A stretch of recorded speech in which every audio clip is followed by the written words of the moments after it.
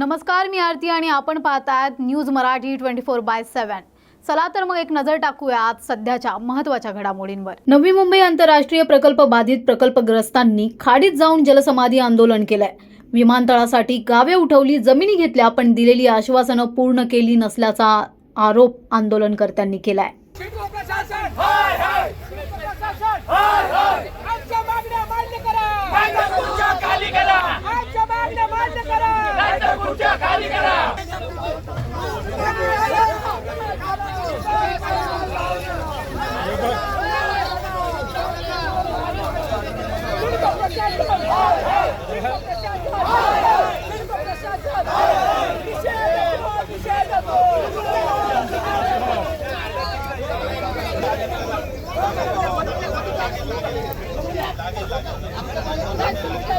अरे देवा,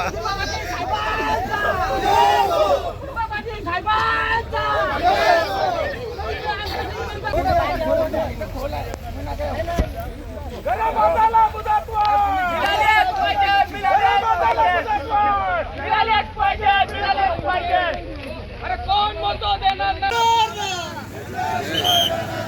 अरे कोण म्हणतो घेणार नाही?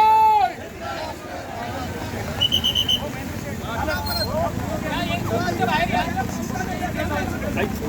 कोणी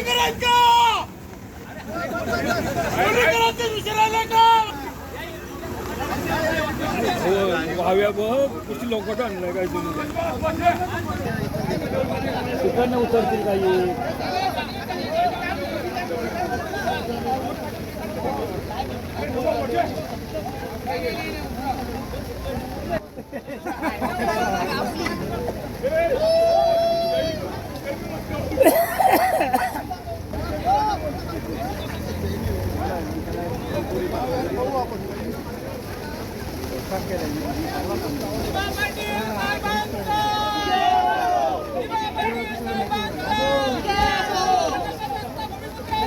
फसवणूक कशा पद्धतीने झालेली आहे अशा प्रकरणांपैकी एक प्रकरण आज पुराव्यानिशी आपण आपणा समक्ष सादर करीत आहोत।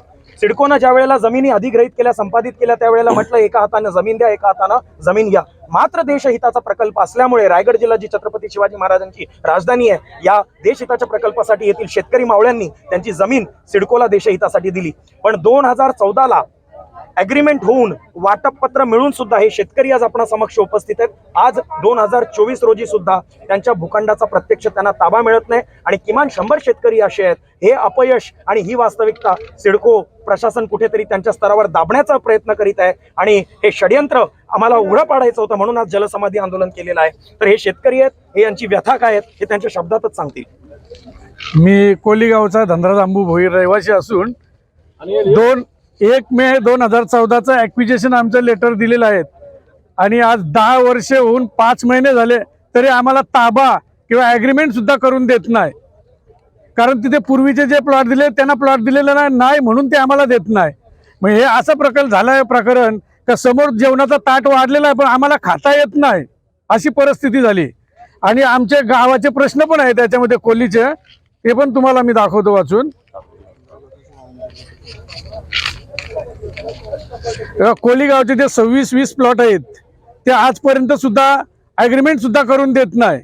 ते सांगतात देवस्थान नाव आहे म्हणून देत नाही। पुनर्वसना ठिकाणी जलकुंभ टाकी नाही।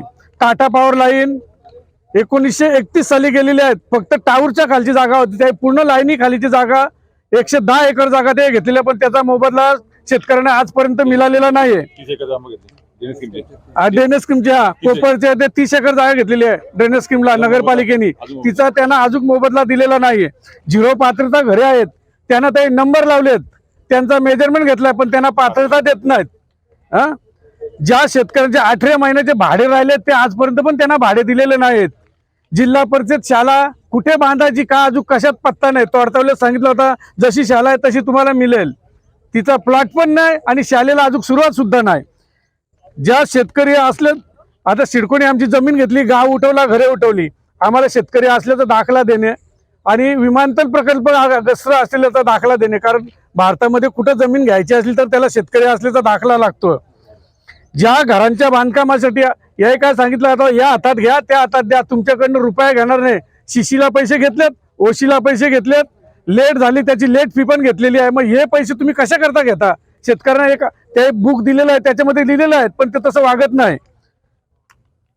2250 जमीनचे प्लॉट आहेत, त्याचं डिमार्केशन करून सुद्धा दिलेले नाही आहेत.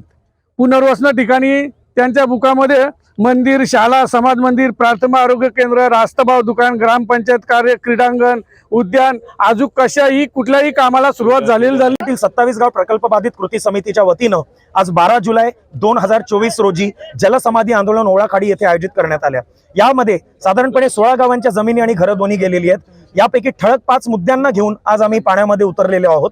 तर याच्यापैकी सगळ्यात पहिला मुद्दा आहे 3600 नवतरुणांनी ज्यांच्या जमिनी आणि घरं गेलेली आहेत, नोकरीसाठी इच्छा व्यक्त केलेली आहे, स्वयंरोजगारासाठी इच्छा व्यक्त केलेली आहे. AFC या कंपनीनं सिडको मार्फत सर्व्हे केलेला आहे, पण गौतम अदानी कंपनी जी आहे 74% आणि 26% एअर ऑथॉरिटी ऑफ इंडिया आणि सिडको जी मोडते, या सगळ्या एजन्सीनं ही पब्लिक प्रायव्हेट पार्टनरशिप बेसिसवर हे दिवा पाटील नवी मुंबई आंतरराष्ट्रीय विमानतळ ज्याची निर्मिती होत आहे, कोणत्याही पद्धतीचं लेखी आश्वासन किंवा हमीपत्र रोजगार आणि स्वयंरोजगाराच्या संदर्भात आम्हा शेतकऱ्यांना आणि प्रकल्पग्रस्त भूमिपुत्रांना दिलेलं नाही. त्यामुळे हे जलसमाधी आंदोलन करीत आहोत.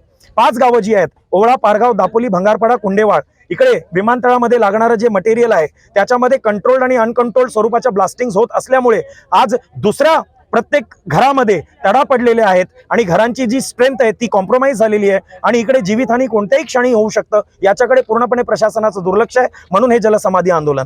त्याचबरोबर विहित वेळेमध्ये सिडकोनं प्रकल्पग्रस्तांनी भूखंड बांधलेच पाहिजे हे ठरवलेलं आहे आणि जर विलंब झाला तर लाखो रुपयांचा भुर्दंड शेतकऱ्यांना बसतो. पण या ठिकाणी सिडको विसरत आहे की UDCPR 2020 येऊन 1.5 वर्ष अँसिलरी FSI ची परवानगी आम्हाला सिडको प्रशासनानंच नाकारली होती. याचबरोबर अनेक मुद्दे आहेत जे शेतकऱ्यांशी निगडीत आहेत.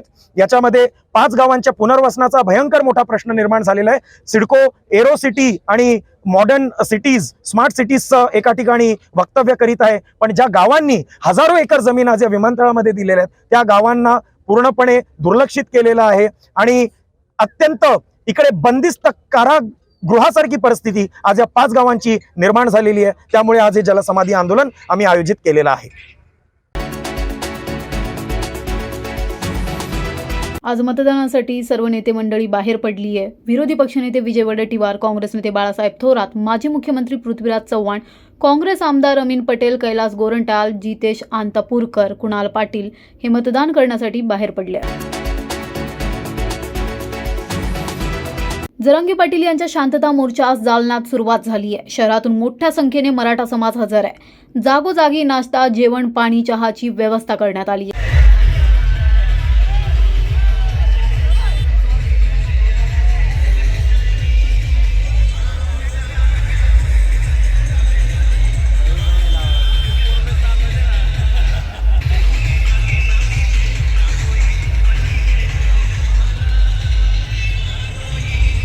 तर या होत्या आजच्या महत्त्वाच्या घडामोडी. अशाच नवनवीन अपडेटसाठी पाहत रहा न्यूज मराठी 24/7.